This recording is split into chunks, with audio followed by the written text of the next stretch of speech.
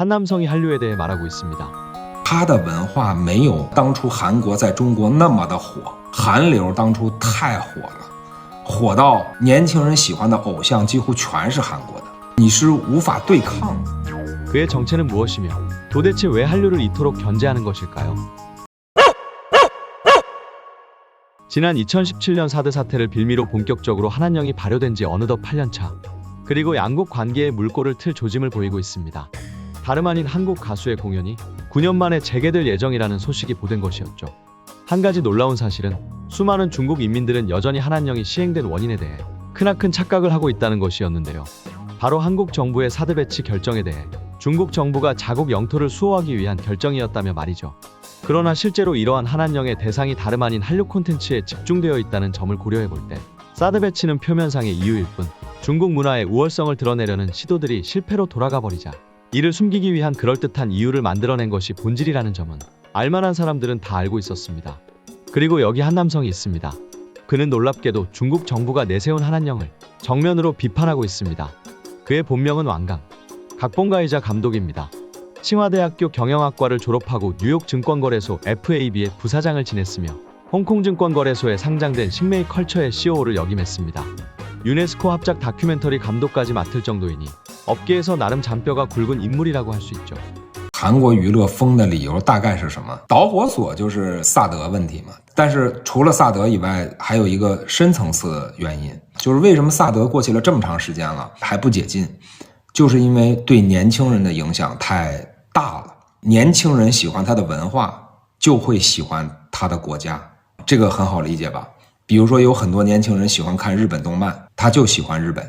当然，日本、美国、欧洲，它的文化没有当初韩国在中国那么的火，韩流当初太火了，火到年轻人喜欢的偶像几乎全是韩国的，你是无法对抗的。就是说，你不能因为有人喜欢，你就把一个人的一个国家的文化给他禁掉，这是不合理的。但是前提是什么？前提是我们的文化必须能跟他对抗。你说喜欢汉服的多，喜欢和服的多，当然喜欢汉服的多，确实也有人在中国穿一和服在大街上走，但是毕竟那是少数，所以我们不怕，不惧怕有一些年轻人喜欢日本文化，喜欢欧美文化，但是当年的韩流太火了。就没有我们本土偶像，韩国只要是一个男团女团，只要是一个偶像，在我们这儿都火，我们一个也起不来，因为确实人家说句实话，这个韩团的这个业务能力确实比我们强太多了，所以没办法，我们的市场就是韩。比如说对美国就没有那么强，美国年轻人走啥路线？什么女生多么性感，什么男生啊一身肌肉，韩流就是，对吧？但是咱们的女孩就喜欢这个，就喜欢这个啊。 그는 그대로 놔두었다면 중국의 산업구조가 소비자의 니즈에 맞추어 한국 문화 위주로 개편되는 흐름으로 이어졌을 것이라는 놀라운 이야기를 하고 있습니다. 对，我们也想让民间你自己去打倒它，你靠我们的娱乐公司，我们生产出这个年轻人喜欢的这个娱乐节目啊，这些偶像啊，去把它击败。但是你实力太弱了，怎么办？你击不败人家，你怎么办呀？对吧？让你努力了很多年，你生产出的偶像在人家面前不堪一击啊，年轻人不吃啊，那最后怎么办呢？啊，正好有这么个事儿，就顺道进了吧。 이쯤 되니 한국 문화를 칭찬하는 것인지 대책을 세우자는 것인지 구분이 되질 않습니다.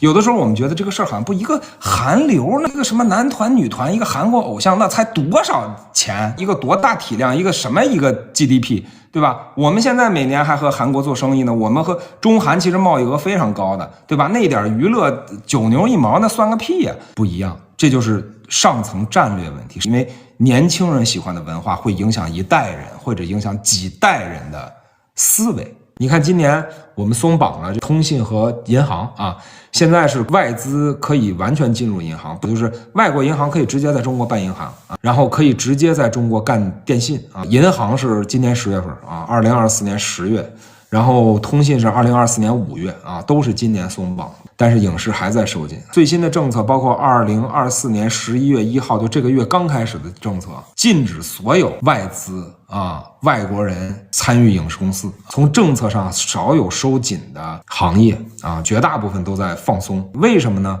其实这个道理其实也挺好理解，包括你看我们给那么多国家单方面免签，这以前都是很少见的。一方面就是体现我们的友好嘛，对吧？我们要积极拥抱全世界，我想跟你做朋友。 그리고 이러한 잘못된 정책으로 인해 결국 한국에게 미친 영향에 대해 역설하고 있습니다. 限韩令没有限制韩国文化的发展啊，反而促进了。你就看韩国这2年的电影是不是越来越好看了，而且越来越有深度了，对吧？你像《寄生虫》都得了奥斯卡了，甚至它的明星气质都变了。就以前最火的是偶像，对吧？李敏镐、宋仲基、金秀贤，是吧？就是全是这种帅哥吧。你看现在都变成马东锡这种风格了，是吧？就是阳刚成熟肌肉男，是吧？你觉得他是从什么时候开始变的？就我们发了限韩令，其实他就开始变了。 굉장히 냉철한 시각으로 한한령을 비판하고 있습니다. 그의 신변이 걱정되는 상황. 우선 이 영상을 지켜본 중국 네티즌들의 반응은 어땠을까요? 국내 엔터테인먼트가 형편없다고 할 수밖에 없어요. 도대체 몇 년 동안 제안했는데 노래도 안 되고 그룹도 안 나오고. 제 생각과 정말 비슷하네요. 실제로 사드를 빌미로 스포츠나 e스포츠 같은 교류는 얼마든지 끊을 수 있지만 오로지 무대 공연이나 드라마 같은 오락시설만 안 된다는 건 영향력을 악화시키려는 의도로 해석할 수밖에 없지요. 많은 청년들이 한류가 우리나라에 끼친 영향에 대해 깨닫지 못하고 있는데 80, 90, 00 등 3세대의 헤어스타일은 대부분 한류 헤어스타일을 변화시킨 거죠. 엄밀히 말하면 지금도 10대는 한류가 지배하고 있어요. 솔직히 저희도 이번 송년회 때 죄다 한국 노래만 틀긴 했어요. 못하게 하니까 더 좋은 것 같기도 하네요. 지금 대학생들은 콘서트만을 목적으로 한국에 많이 가기도 하거든요. 가보면 죄다 중국인이에요. 14, 15년도에 국내에서 한류 인기가 절정이었죠. 한국 스타들은 그야말로 돈을 쓸어 모았으며 국내 드라마 중 절반은 한국 스타들이 출연했으며 예능 프로그램도 끊임없이 한국 판권을 구입할 정도로 한국 스타는 국내 스타를 압도했습니다. 어쩐지 국내 예능은 재미가 없더라니. 경쟁 자체를 피해버리니 그렇지. 중국은 자국 문화를 지키기 위한 결정이었다지만 한류는 되려 그 영향력을 미유럽으로 확대하는 데 성공했죠. 솔직히 말해서 전 이게 잘한 결정인지는 모르겠네요. 우리 엔터테인먼트 분야가 강하지가 않은데 제한 한들 발전으로 이어질까요? 도대체 어떻게 이기겠다는 건지. 그 시절을 겪은 입장에서 중국 방송국은 한국 드라마를 수입하여 큰 인기를 끌긴 했죠. 04년의 풀하우스, 슬픈 연가, 파리의 연인, 김삼순, 쾌걸춘향, 마녀유의 등등 인기를 끌다가 14년쯤 별에서 온 그대까지 말이죠. 당시 저는 설날에 친척집 가서 슬픈 연가를 보려고 할머니 댁에 가기 싫었던 기억이 나네요. 해외 무수한 기업과의 협업으로 편협한 시각이 아닌 있는 그대로의 모습을 중국 엔터계의 한계를 솔직하게 언급했기 때문일까요?